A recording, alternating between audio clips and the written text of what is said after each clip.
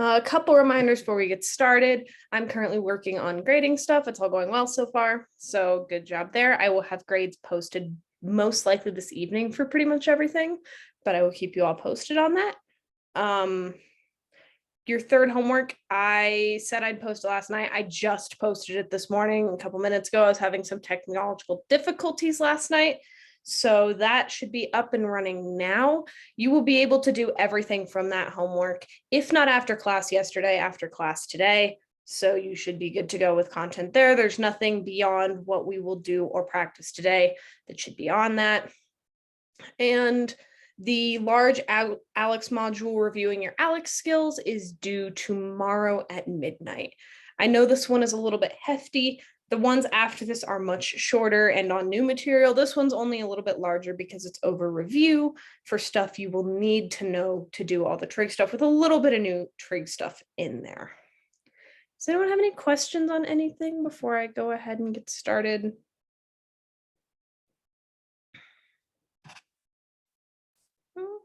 All right, then we'll just jump right back into what we were doing yesterday. Let me see if I can, oh, wrong thing. Share content screen.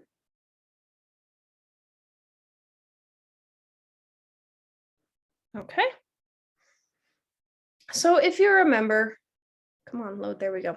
This is the slide we ended with yesterday, which was where we took these expressions and used the identities we had learned, which the three main identities we learned were the reciprocal and quotient identities, the Pythagorean identities, which were these with the sine squared plus cosine squared equals 1, and the tangent squared plus 1 equals secant squared. And the first ones were the cofunction identities, which we're going to use a lot less, but they're nice to know. So what we're going to continue to do today is learn a few more identities and do some more things with the simplification. If you remember, the simplification was just taking a nasty looking trig function, whacking it with whatever identities we could to try to make it look nicer. Unfortunately, there is no really nice formulaic way to do these. So they are usually one of the hardest parts of trigonometry for a lot of people because there's not one set of rules you get to follow. It's actually one of the first time in math this really occurs, where you have to use a lot of problem solving skills rather than just following a procedure. But they're fun. They're kind of like solving a puzzle. And that's what these three were a little bit of an introduction to. And we're going to get more into those today, along with introducing some new identities. So speaking of that, the next thing we're going to talk about is even and odd identities. But to do that, we need to know, kind of understand what an even and an odd function is. Let me scroll here real quick. Sorry, I lost something on my notes up here. One second. I'm so sorry. There we go. Okay. So even function and odd function, ignore the little function but at the top. Intuitively, you can understand even function and odd function as functions of symmetry that behave in these particular ways. Even functions, the tail ends of the function either both go up or both go down. And the reason we call them even functions is things like x squared, x to the fourth, x to the sixth, etc. are all even functions, because if you remember what these look like, they're all just kind of increasingly flattening out parabola type things. And that's how an even functions will always either both go up at the ends or both go down at the ends. That is how an even function works. It's how it'll always work. And the nice characteristic about even functions that I have here is that f of negative x equals f of x. Well, what does that mean? Well, let's pick x equals 2, for example. I believe this is the graph of f of x equals x squared. So at x equals 2 right here, and let's pick x equals negative 2 because we want to look at what x is and then what negative x is. So we have x is 2 and x is negative 2. Well, the thing here is the y values are exactly the same. Right here, we have that y equals 4, and here y equals 4. This works because of the symmetry of these even functions. So whenever I could pick any two pair of x values here, like 1 and negative 1, their y values are going to be exactly the same. I could look at 1.5 and negative 1.5. Their y values are going to be exactly the same. And that will be true for any x point and its negative value on this parabola or on any other even function. Odd functions are a little bit different, but still are kind of the same. I believe this right here is the graph of x to the third, and things like x to the third, x to the fifth, x to the seventh, heck, even x, etc., are all odd functions. And if you remember, x is just a straight line. X to the third is like the graph we have above, and then the more we go, the more they just become more flattened in the middle versions of x to the third. Those were really bad drawings, but maybe you remember what those look like from college algebra a little bit. So the characteristic with these is it's not that we have for the x input and the negative x input, the function values aren't the same. Rather, it's more like we can think about pulling that negative sign out. You can't always, it's not that it's true that 2f of x equals f of 2x. That is not true. But in the case of odd functions, we can pull that negative sign out. We can pull the negative 1 out. So for example, at x equals 1 and x equals negative 1. F of x is 1 because we hit 1 right here. F of negative 1 is negative 1. So in that case, f of negative 1 is f, or negative f of 1. Same thing will be true for x to the third. We know that f of negative 2 is negative 2 to the third, which is negative 8, but f of 2 is 8. So f of negative 2 is negative f of 2, because f of negative 2 is negative 8, which is negative f of 2, which is 8.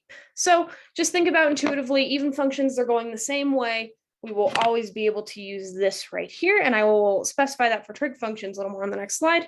And odd functions is where they're symmetrical functions, where we have one end going up and one end going down. We will have this relationship here. And this works really nicely in trigonometry because we have functions with a lot of symmetry. When we're graphing them, for example, we only have to find what the principal interval looks like because we can just use that principal interval and just copy paste copies of it throughout the rest of our axes because of how symmetrical everything works. So in terms of even and odd functions, these two right here, cosecant, or not cosecant, cosine and secant, these are our even trig functions. And these guys right here are our odd trig functions. And this kind of makes sense. Here's the graph right here. The red line is cosine. If we think about it here, if we just look through this line of symmetry along the y-axis, both ends are going down, so it's an even function. And with sine, which is an odd function, we have one side going down and one side going up. This one's going down, this one's going up. So sine is an odd function. As a result, their reciprocal functions, secant and cosecant, behave similarly because secant is the cofunction of cosine, or the reciprocal function. We have its little paraboloid thing here going up both directions because when we would draw the secant graph, it would look like this coming from the cosine parent. So if we look at it, how it reflects across the y-axis, both ends are going up. So it is an even function. Both ends are going the same direction. However, if we look at cosecant, which is the reciprocal function of sine, we have one end going up, one end going down. So it behaves like an odd function. Cotangent and tangent are both odd functions as well, because here we can see one end going down, one end going up. And for cotangent, it will be one end going up. And I didn't draw this in by accident, but it would be one end going down right here. This would be the other line for cotangent. But the main point is here, we get to use these identities a lot when we're proving things because it makes things nice and easy to simplify, especially with even functions. We can just make that negative sign completely go away, which is really nice. Questions on these identities?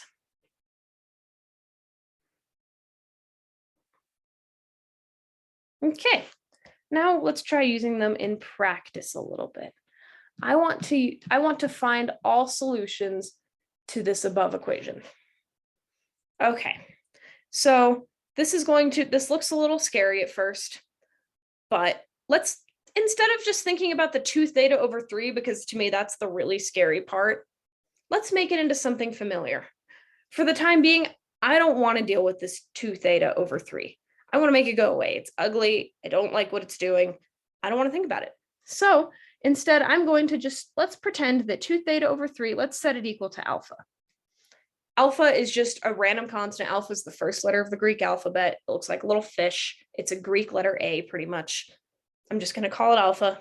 Let's just pretend the 2 theta over 3 is not there right now and just call it something else so that we can approach the problem. And then we'll see how that affects us later. So let's, instead of solving tangent of 2 theta over 3 minus root 3 equals 0, let's solve tangent of alpha minus root 3 equals 0. Let's solve that for alpha because we know how to do that. Let's add root 3 to both sides to get the tangent of alpha by itself. So we have that the tangent of alpha equals the square root of 3. Cool. Now that I have this, I have to think about where what angle alpha would have its tangent being root 3. Tangent is sine over cosine, so we can assume we have some root 3 over 2 over 1 over 2.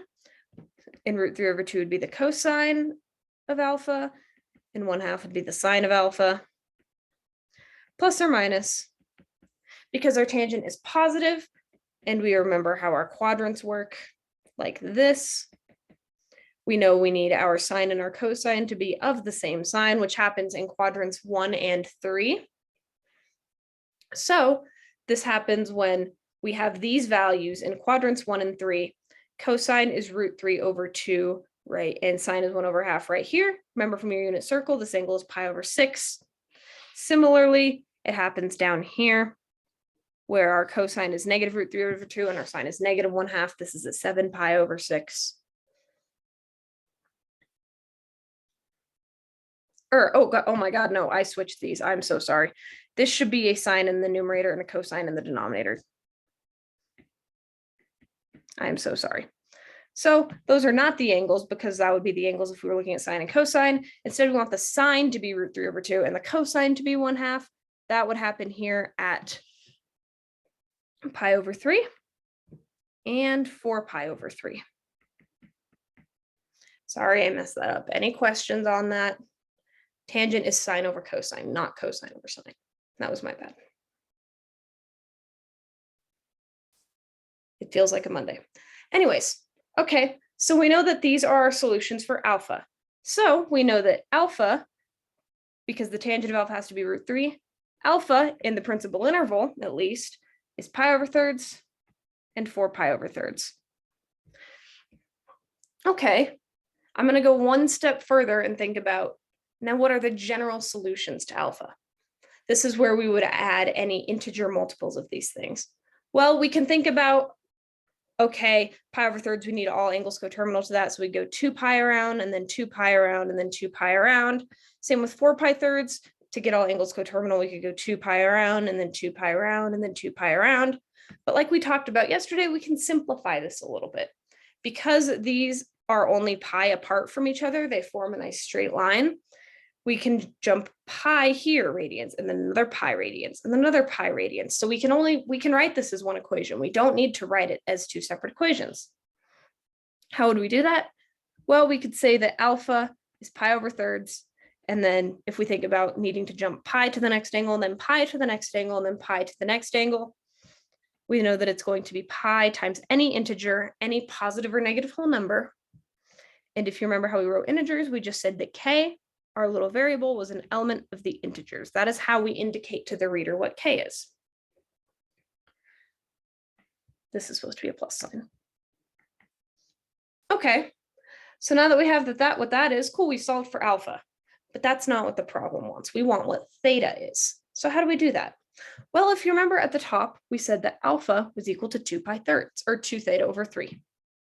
So I think it would be fair to say that alpha is equal to 2 theta over 3 is equal to pi thirds plus pi k, because we know that this is a thing equivalent to alpha and this is a thing equivalent to alpha. So we have the equation 2 theta over 3 is equal to pi thirds plus pi k. This looks like something where we could solve for theta. So let's do that. Because theta is in 2/3, I just want to get theta by itself.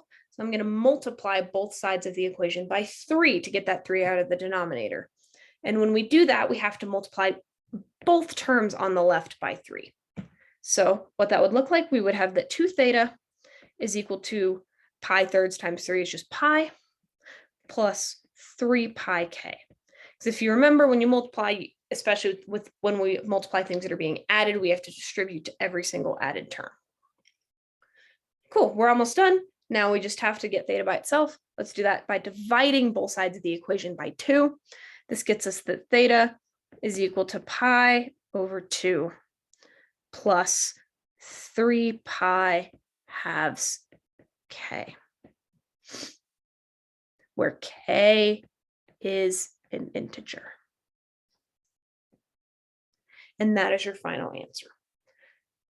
That substitution where we put alpha in instead of theta was just so we could begin to think about 2 theta over 3 as a separate entity, not one that affected the entire problem or how we would solve it, just as an easier way to think about, because looking at just one variable and thinking about what the tangent of just one nice angle is without any manipulation is so much easier than trying to think about, okay, if we need to think about 2 theta over 3, what angle could theta possibly be when thinking about this part with the unit circle over here? It is much easier to just ignore that piece until we have the equation we want to work with here. And then at that point, it is just much nicer to replace alpha with what we originally substituted in alpha for, and then just go from there. Notice that this is not by a multiple of 2 pi anymore, or by a multiple of pi, or by anything we've worked with. That 3 pi has k, that is okay. Things like that are going to happen when we have weird things in our argument. Are there any questions on this? Does this idea make sense?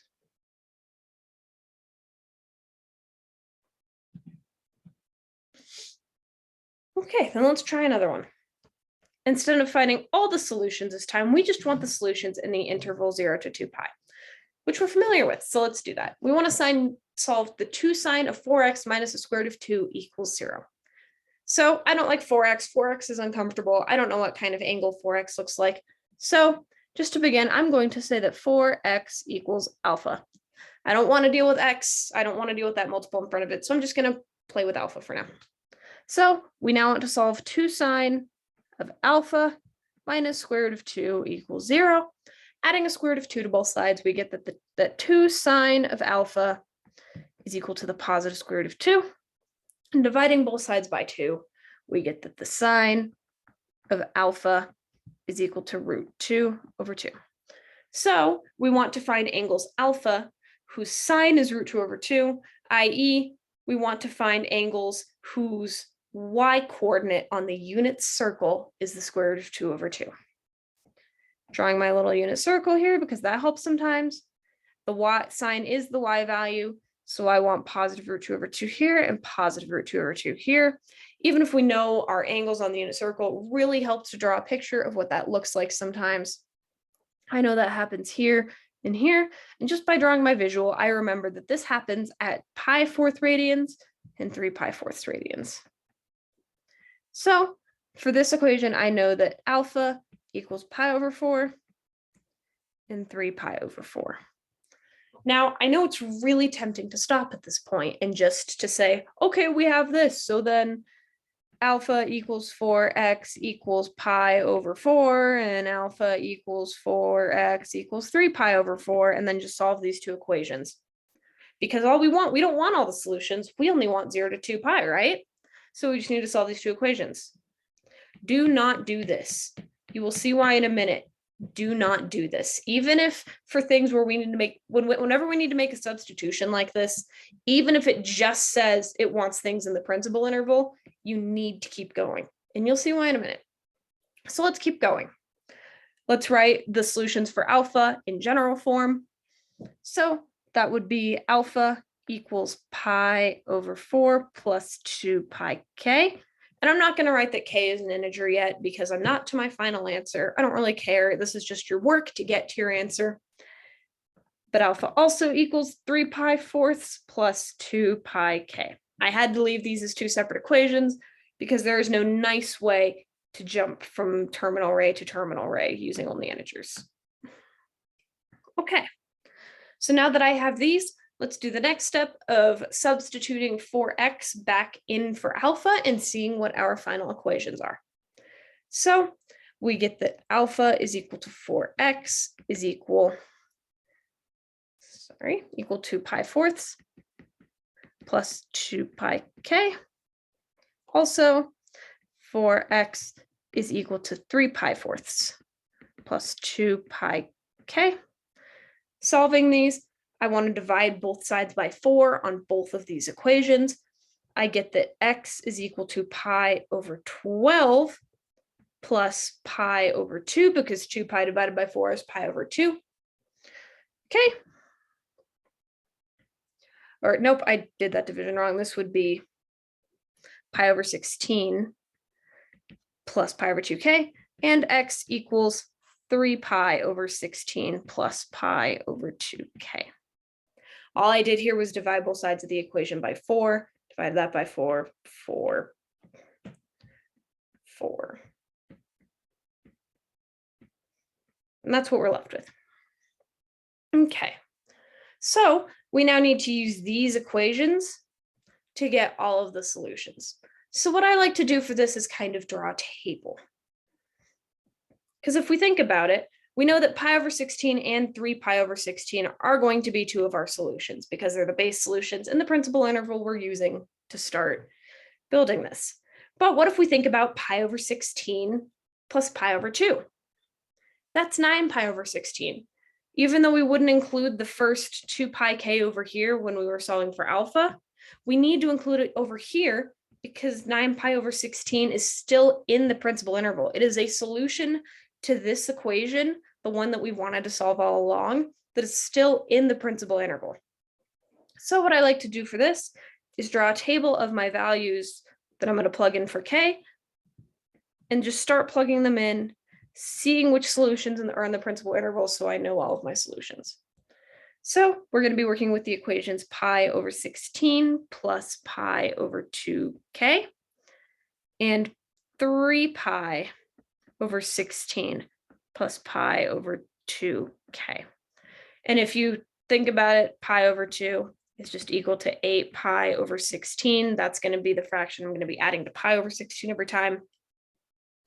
So when k is 0, it's just pi over 16 and 3 pi over 16. These are our principal solutions. These are the ones we know just by looking at the equation. But what if we add 1 times pi over 2 to them? Then we get pi over 16 plus 8 pi over 16, which is 9 pi over 16. And here's 3 pi over 16 plus 8 pi over 16 is 11 pi over 16. Okay, both of these are still in the principal interval. So we need to keep going. We need to be careful for when we cross over 2 pi, but these are still both far less than 2 pi. They're actually less than pi. So we still need more solutions probably. Adding another pi over 2 for when k equals 2, that gets us 17 pi over 16 and 19 pi over 16. Just ramping k up to be 2. When k is 3, we get 25 pi over 16 and 27 pi over 16. 25 pi over 16 is still less than 2 pi because 2 pi is equal to 32 pi over 16. So believe it or not, all of the solutions we've given are still in the principal interval. So let's do one more. This is 33 pi over 16, adding another 8 pi 16ths, and then 35 pi over 16. Now these two are the first that are no longer in the interval 0 to 2 pi. We are officially bigger than 2 pi, so these are not solutions in the interval. However, all 8 of these guys right here are solutions. And the reason we have more is precisely because we had to divide everything by 4. So instead of adding 2 pi k to get more solutions, we were only adding pi over 2k. which resulted in there being much, much, much, much more solutions to this equation than we're used to. So yes, in the principal interval, we do have 8 solutions, which is something we're not used to, but it makes sense if you think about plugging them in, it works. Because even though 4x isn't in the principal interval, x down here is. Questions on this idea? And we're going to do another one just to get a little bit more practice with this idea, because I know it's a little weird at first. Okay, so let's do another one. We want to solve the secant of 3x minus the square root of 2 equals 0. Let's do the same thing. I don't like 3x, so I'm just going to say that 3x is equal to alpha for the time being. Cool. So we want to solve that the secant of alpha minus root 2 equals 0, which tells us that the secant of alpha is the positive square root of 2. If you remember, secant is the reciprocal function of cosine, and secants are kind of nasty to think about, and we probably don't have as memorized. So this means that the cosine of alpha, we want to think about just flipping it upside down because it's the reciprocal. So instead of root 2 over 1, the cosine of alpha is 1 over the square root of 2. Now this looks a little bit unfamiliar, but if we multiply both the numerator and the denominator by root 2 over root 2, just to rationalize the denominator, we get square root of 2 over 2. Cool, that's familiar. So we want to look at angles where the cosine is root 2 over 2. In other words, we want to look at angles whose x-coordinate on the unit circle is square root of 2 over 2. Well, here's our unit circle. X is root 2 over 2 right here and here. Positive root 2 over 2. We're still on the positive side of that x-axis. After I've drawn this visual, I can pretty easily see that it's at about pi fourths and 7 pi fourths. Cool. There's no easy way to jump between these two, so I'm going to keep them as 2 separate equations. I have that alpha equals pi over 4 plus 2 pi k, and alpha equals 7 pi over 4 plus 2 pi k. Again, I know it wants solutions only in the principal interval, but because we did a substitution for what the argument inside the trig function was, we have to leave it as the full general equation for now, because we're going to use this equation to get all of our possible values. Okay, now let's plug 3x back in for alpha and see what we get. So we have that 3x is equal to pi over 4 plus 2 pi k, which dividing both sides by 3, we get the x is equal to pi, actually over 12 this time, plus 2 pi thirds k. Similarly, we have 3x equals 7 pi fourths plus 2 pi k, which when we solve this, we get that x is equal to 7 pi twelfths plus 2 pi thirds k. Questions yet?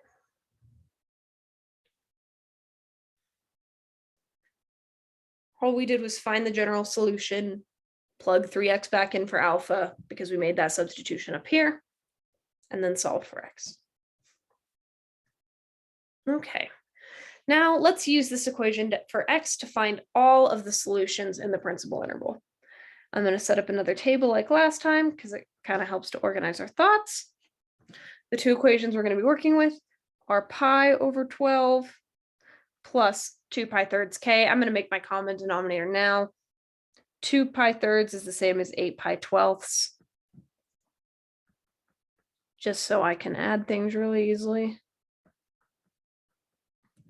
Cool. Those are the 2 equations I'm going to be working with, and I'm going to check when k is 0, 1, 2, 3, and 4.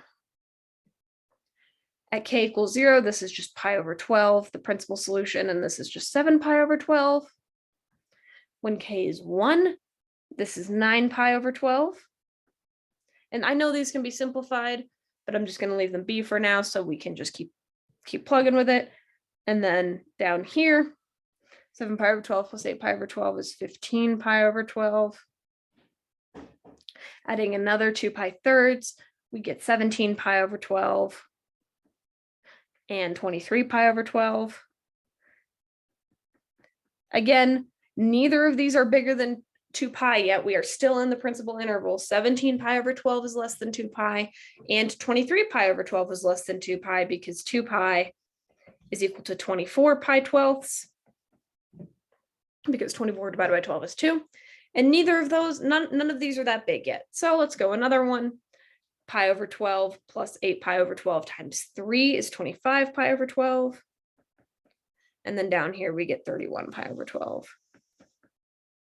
Okay, both 25 pi over 12 and 31 pi over 12 are bigger than 2 pi. So those are not solutions in our initial interval. However, all of these back here are. So this equation has 6 solutions. Pi over 12, 7 pi over 12, 9 pi over 12, 15 pi over 12, 17 pi over 12, and 23 pi over 12. Questions on this idea? I know it's a little uncomfortable having more than 2 solutions because that is what we're used to. However, in the case, especially when we have a multiple greater than 1 in our argument of our trig function here, this will happen. Just follow the same process as you do. You can just pretend the 3x is not there for most of it. And then once you do have the 3x, you'll just use the equations you get by substituting the 3x back in to get the rest of the solutions. Cool. Then if there's no questions, let's do something a little bit different. Let's try proving a trigonometric identity for the first time. So what a proof is essentially is you take one side of the equation, you're going to slap it with algebra, do what you can, and you're going to try to manipulate it in whatever way you can to make it look like the other side of the equation. So this is one side, this is the other side. There's several ways you can approach this, and there's several things you can do.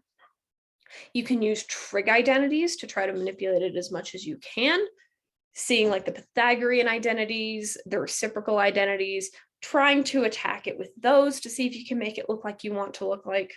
Sometimes you can just use pure algebraic manipulation, which is why that ALEX module is so important, because you need to be comfortable with manipulating equations to get them to be what you want them to look like, and especially identifying what you may need to do to get it to look like what you want to look like. And just because this isn't going to be true here, but just because you see 1 on the left side of the equation, you don't have to start with the left-hand side. Sometimes it's easier to start with the bottom equation to try to make it look like the top. Sometimes one equation is much easier to manipulate than the other. So I'm going to do this one to start. We'll see how it goes. Looking at this, I don't really have a trig identity that I know that looks like 1 minus cotangent or that whole quantity squared. I don't really know what to do with it. So the way I'm going to start by approaching this one is just with algebra. Can I do something to algebraically manipulate this to make it look like maybe a trig identity that I could use to adjust it and to manipulate it to make it look like the bottom? What can I do algebraically here? Well, I have that there's a squared here, which means that this whole thing equals 1 minus cotangent x times 1 minus cotangent x. I'm going to distribute this out. Some people like to call it foiling, first, outer, inner, last, but that just means we're going to multiply all of the terms by all of the terms, distribute out the factors, unfactor it pretty much. When we do that, we get 1, and then it's a minus 2 cotangent x, because we have cotangent, a negative cotangent here and a negative cotangent there, plus cotangent squared of x. That's what we get when we do that. And this doesn't really look familiar, but I like that 1 plus cotangent squared x in there. You don't necessarily have to do this, but I'm just going to rearrange it to look like 1 plus cotangent squared x minus 2 cotangent x, because it's a little nicer for me to see and a little easier to look at. Now, if in my course packet, you may have already seen this, but I have this very, very long list of some trig identities that we can use. They don't have a page number, but the page looks like this. Whenever I do these, I'm going to want to have this page open so I can look at things and look at what I can use. And looking at this, I remember that I have the Pythagorean identity. I remember my Pythagorean identity 1 plus cotangent squared x is equal to cosecant squared x. Oh, I have a cosecant squared x down here. I think I can use that. That's really nice. And oh, I already have the -2 cotangent x here. So let me substitute 1 plus cotangent squared x in for cosecant, or substitute cosecant squared x in for one cotangent squared x, which gets me cosecant squared of x minus 2 cotangent x. Now, when I'm doing these, I need to justify my steps sometimes. I don't need to justify if I'm just doing algebra, like this step here and this step here, or even this step here, because that was just rearranging. However, I used an identity here. So I will need to say by the Pythagorean identity. Whenever you use a trig identity, you need to, on the step where that change took effect, you need to indicate that. So right there, I would say by Pythagorean identity, and we're done. I saw what I had here.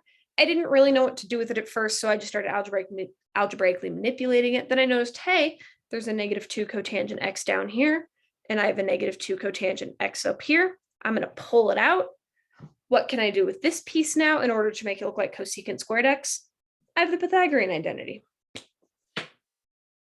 Questions on this proof?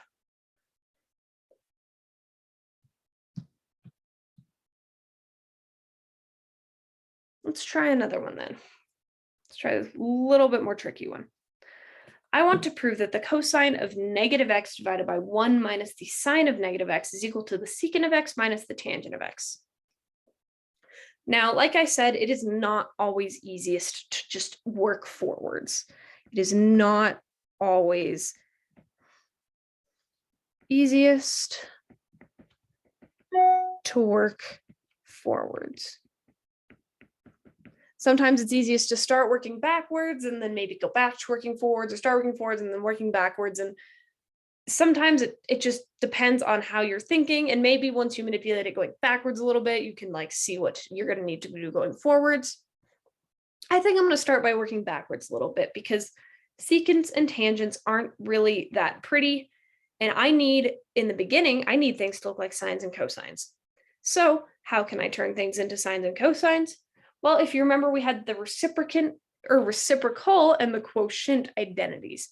And those were where the secant of x was equal to 1 over cosine of x, and that the tangent of x was equal to sine of x over cosine x. So I'm just going to rewrite this difference right here as 1 over cosine of x minus sine of x over cosine of x. And I know that this was by the reciprocal and quotient identities.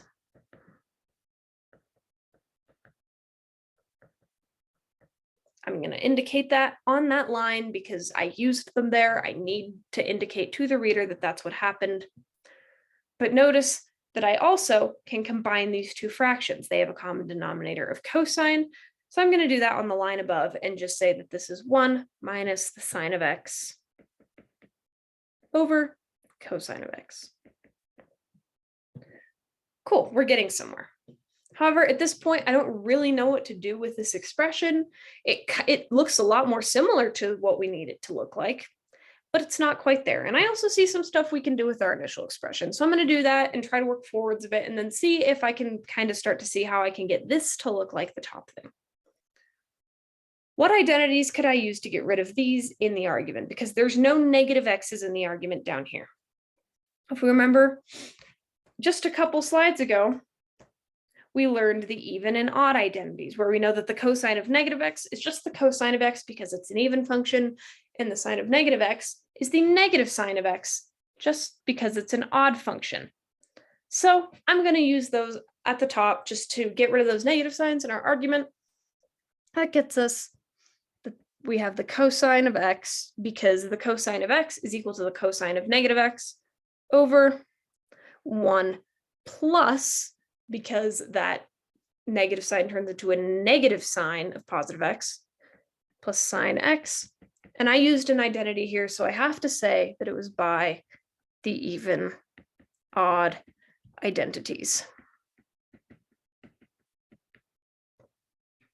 Cool. Now I'm going to do something that seems kind of weird here, and I'll explain why. But we know we need a cosine in the denominator down here, which is not what we have. However, we have this 1 plus sign. You may have heard of something called a conjugate before. If you took algebra 2 in high school and you looked at complex numbers at all, you may have heard of complex conjugates. I'm going to multiply this by the conjugate of 1 plus sine x. And by that, what I mean is I'm going to do the cosine of x over 1 plus sine of x. And I'm going to multiply that by the fancy one of 1 minus sine of x over 1 minus sine of x. This guy right here is called the conjugate. In general, if I had a plus b, the conjugate is a minus b. And you'll see why this works out really nicely in a second. So when I do this, in the numerator, I have cosine of x times 1 minus sine of x. I'm not going to multiply this out. And then in the denominator, when I distribute this out or FOIL it out, as we say sometimes, I have 1 and then minus sine of x and then plus sine of x. So those two are going to cancel because we have the 1 times negative sine of x. So we have a negative sine of x, and then sine of x times positive 1. So we have minus sine of x plus sine of x. Those two middle terms are going to cancel out completely. And that is why conjugates are nice. However, we still have the last term, which is sine of x times negative sine of x. So we have minus sine squared of x. That is what we're left with. If you recall from the Pythagorean identities, we know that the sine squared of x plus cosine squared of x equals 1. This is just my scratch work off to the side. This is not part of the proof. And I have a 1 minus sine x. This isn't quite 1 minus sine x, but it looks like we might be able to use it. So what happens if I get the 1 and the sine of x onto the same side of the equation? By subtracting sine of x from both sides, I get that cosine squared of x equals 1 minus sine squared of x. Hey, that's what I have down there in the denominator. So seems like I could substitute a cosine squared of x in. I don't know if it's going to work, but let's try it. So that gets me to cosine of x times 1 minus sine of x over cosine squared of x. Beautiful. And how did I get to this? I got to this point by the Pythagorean identity.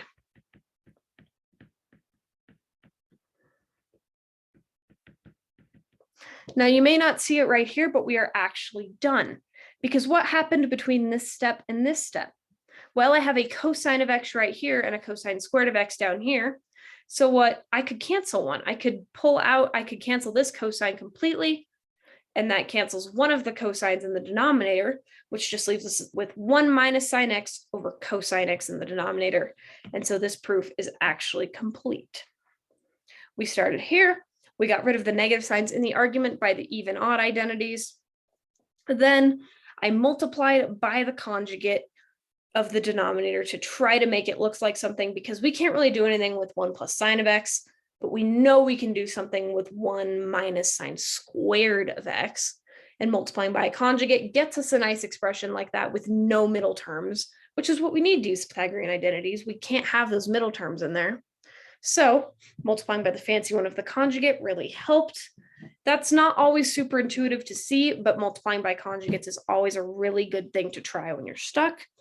And it was the right thing to try here, because then once we had this, we were able to use the Pythagorean identity right here to cancel out one of the cosines we got from 1 minus sine squared x. Substituting for cosine squared x, we were able to cancel a cosine. That left us with what we have right here. Then once we did that, we separated it into two fractions like this. So instead of 1 minus sine x over cosine x, we have 1 over cosine x minus sine x over cosine x. And then we don't want to label this step with bireciprocal quotient identities because reading it forward here, the next line is where we say, okay, 1 over cosine is just secant and sine over cosine is just tangent.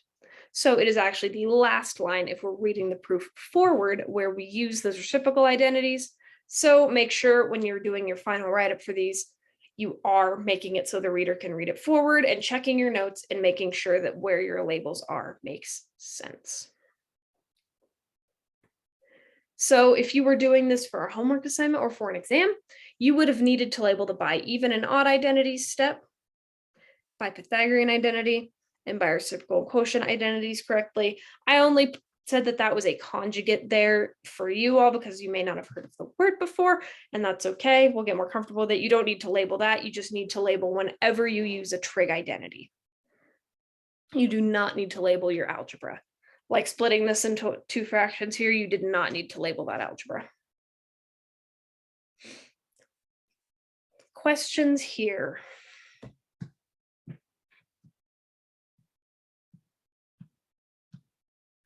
All right, let's do 2 more and then we will be done for the day just to get a little bit more practice with these. So I want to prove the identity sine of x over 1 plus cosine of x equals 1, or plus 1 plus cosine of x over sine of x equals 2 cosecant of x. Now the rule of thumb for these is it's usually easiest to start with the least simplified sign because I know I could turn that into 1 over sine of x or 2 over sine of x, but I don't really know how to expand it from there in a way that makes sense. It is much, much, much, much easier to take a nasty thing and simplify it than it is to take an already simplified thing and expand it into a nasty thing. It's counterintuitive. We don't really know what kind of stuff we need to add. So let's start with the top equation here. I don't really know what to do with this. I don't know any trig identities off the top of my head that I could use to manipulate this. So what I really want to do is use algebra. This down here is 2 cosecant x, which as I mentioned, could end up being 2 over sine of x, which that is just 1 fraction. Up here we have 2. So what I want to do is try to make a common denominator here so we can make things 1 fraction and maybe simplify from there. To make this a common denominator, I need to multiply the top and bottom of our first fraction by sine x over sine x, and I need to multiply the top and bottom of our second fraction here by 1 plus cosine x. So this is going to look a little nasty, but we will have sine squared of x over 1 plus cosine of x times sine x plus 1 plus cosine of x times 1 plus cosine of x all over 1 plus cosine of x times sine x. And that was just to make a common denominator, just so that we could easily add these fractions together, which is what I'm going to do now. When I do that, when I add the 2 numerators together, I get sine squared of x. And what I'm going to do in this step as well is just FOIL this out or distribute this out so that we know what it looks like distributed out. And that is sine of x, sine squared of x plus 1 times 1 is 1. 1 times cosine is cosine. Cosine times 1 is cosine. So plus 2 cosine of x. Cosine x times cosine x is cosine squared x. So that's what our numerator looks like. And then this is all over 1 plus cosine of x times sine of x. Now, I see some things in the numerator that make me happy. I see a sine squared of x and I see a cosine squared of x. And those are things that I know we can use the Pythagorean identities on. So just to make my eyes a little bit happier, because it's really hard for me to see what to do with it when it's all jumbled like this, I'm just going to rearrange the sum in the numerator. So the sine of x and the cosine squared of x are right next to each other. All over 1 plus cosine x times sine x. Now, if you remember looking at your Pythagorean identities, Our favorite Pythagorean identity, sine of x plus cosine and squared of x, that's equal to 1. I have a sine squared of x plus cosine squared of x in my numerator, so I don't really know what it's going to do right now, replacing it with a 1, but it's something we can try. It might work, it might not work. However, I think that 1 looks a little bit nicer than the sum of 2 squared trig functions, especially when there are no squared trig functions in our answer whatsoever. So getting rid of them seems like a good thing to do. So sine squared of x plus cosine squared of x is 1, and we have a 1 here as well. So 1 plus 1 is 2, plus 2 cosine of x over 1 plus cosine of x, oopsies, times sine of x. Just for sake of simplification, I'm going to factor a 2 out of the numerator because I can. So that leaves us with 2 times 1 plus 1, or 1 plus cosine of x, all over 1 plus cosine of x times sine x. Hey, after I did that, it's really clear. We have a multiplicative factor of 1 plus cosine of x in the numerator and a multiplicative factor of 1 plus cosine of x in the denominator. And what does that mean? When we have something like that factored out of both the entire numerator and the entire denominator, they cancel.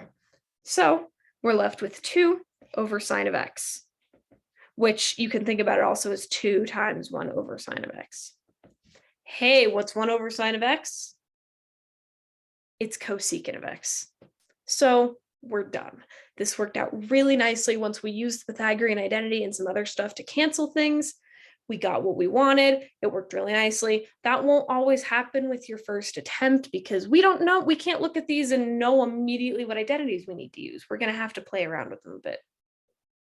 So before I move on to the next one, let me do my labeling. I didn't do that as we went, but let's see what I would need to label.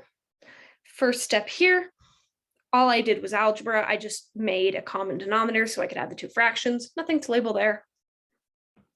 Next step, what did I do? I just added the fractions, no trig identities used, nothing to label there. This step, all I did was rearrange the numerator. I just rearranged that sum in the numerator, so it looked like something a little bit more nice that I could work with, nothing to label there. Oh, but this step right here, what did I do here? I used the Pythagorean identities. I replaced sine squared of x plus cosine squared of x with 1. So on this step right here, reading it forwards, I need to label that this is by the Pythagorean identity.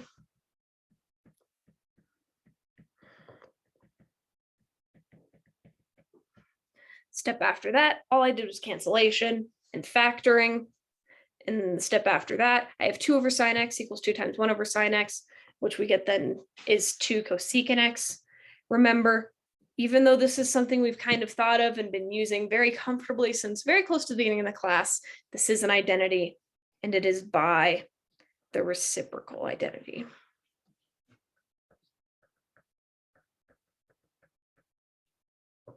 Any questions on this? Again, if these feel really uncomfortable right now, that is absolutely okay. They're supposed to feel uncomfortable for a very long time because no matter how many of them you do, the next one you do is probably going to use things you've never done before, and they're all going to be very different. They're not formulaic.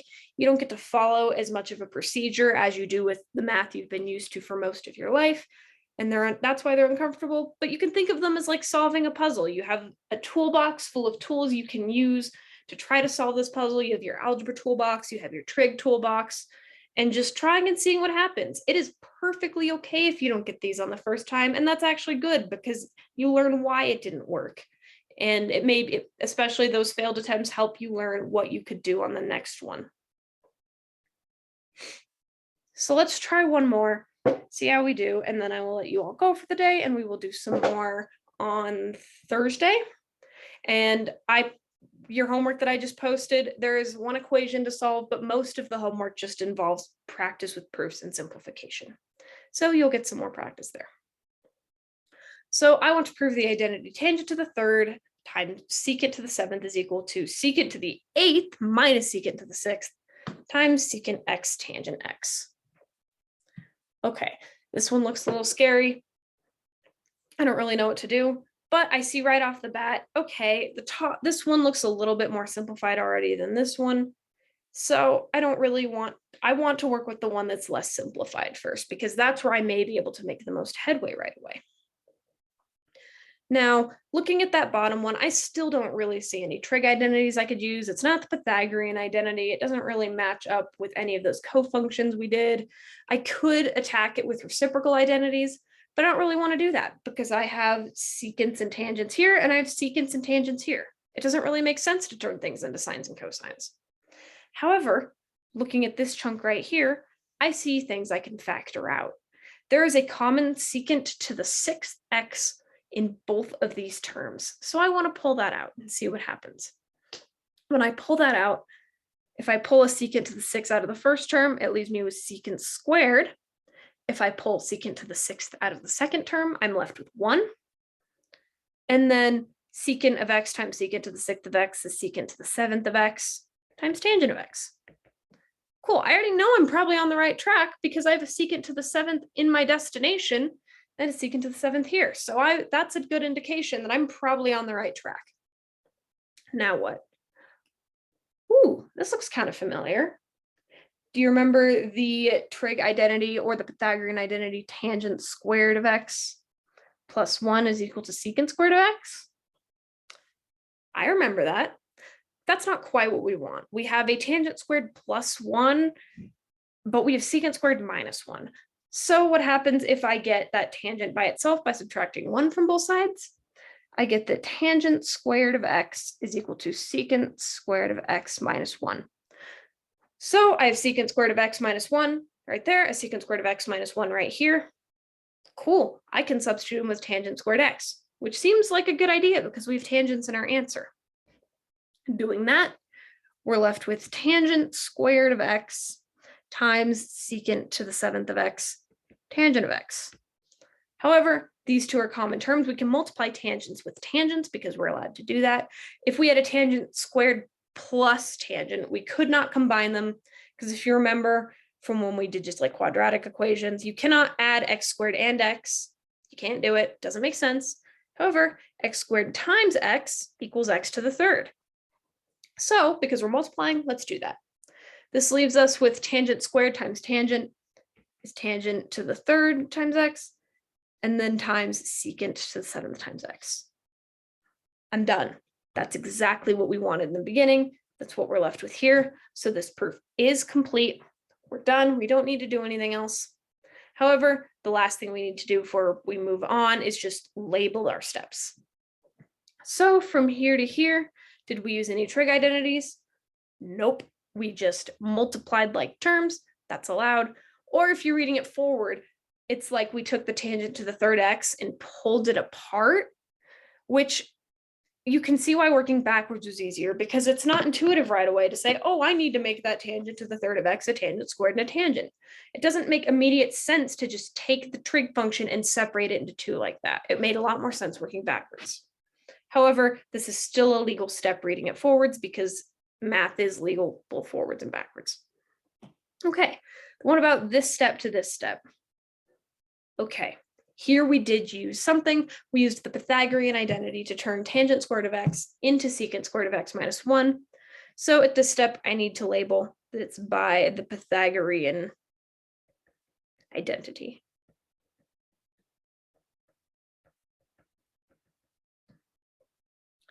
And then finally, all we did then was redistribute. We took 6 of our secants here. We took secant to the 6th of x, distributed it into this guy here, which again makes way less sense than what we did, which was factoring it out, because that was just factoring out a common term. We're used to that. So it made a lot less sense going forward, but it was still legal going forward. So this proof still works both forwards and backwards, but it was just easier to work backwards. But again, all we did was just algebra at that step, so we don't need to label anything here, and we are done.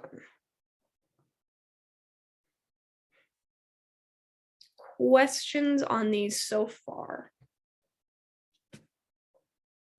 Again, they will be a little counterintuitive at first and a little bit difficult, but you can just think of them like solving a puzzle. You have a toolbox. That toolbox is your identities page in your course packet. that will be basically your savior for the next 2 weeks. And just using that toolbox and the toolbox you brought with you from college algebra, doing what you can to solve these problems. Okay, that's all I'm going to cover today. Next time we will cover some more identities, something called the sum and difference identities. We'll do some equations with those, practice there, and then we have something called the double angle and half angle formulas. So we will introduce new identities next time and try some more different kinds of equations and proofs. Okay, I will stick around for a couple minutes if anyone has questions. Otherwise, I promise I will get grades out as soon as possible.